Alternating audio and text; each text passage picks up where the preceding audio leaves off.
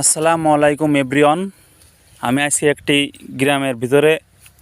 লার খাত দেখাবো আপনাদেরকে।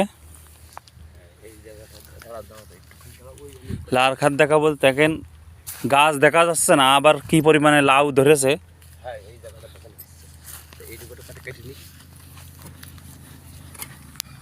দেখেন প্রচুর পরিমাণে লাউ ধরেছে। ভাই লাউ কত করে যাচ্ছে এখন? এখন বাজারে 35-30 টাকা করে যাচ্ছে লাউ। হ্যাঁ, এই আপনার এই ভুট্টে কত গ্রাম লাউ বেচেছেন? কয় হাজার টাকা মতন বিক্রি হবে? এ তো নতুন গাছ, এই যে জালি আইছে কে বলি, তো 2-3 হাজার টাকা বেচা কিনা হয়ে গেছে এখনো।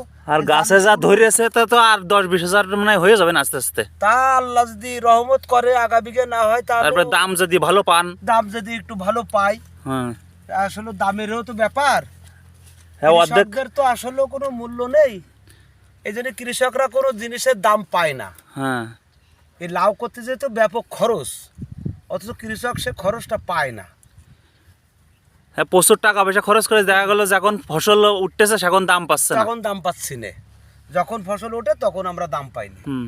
এই হলো কৃষকদের সবচেয়ে বড় দুঃখ। আপনার এই জমি কয় শতক?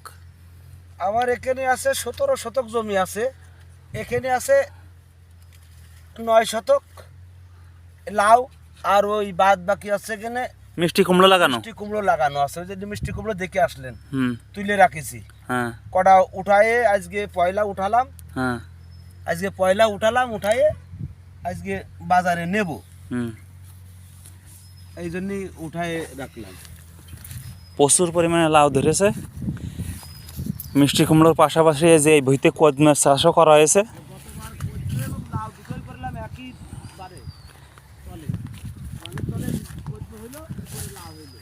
এই যে লাউ কেটেছে, বাজারে নিয়ে যাবে।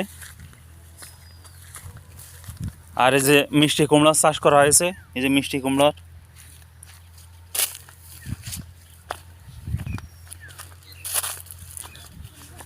এই যে মিষ্টি কুমড়ো কাটা হয়েছে বাজারে নিয়ে যাওয়ার জন্য। দেখেন,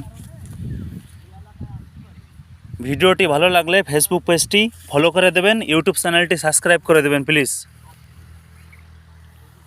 ধন্যবাদ, আপনারা সবাই ভালো থাকেন। আসসালামু আলাইকুম।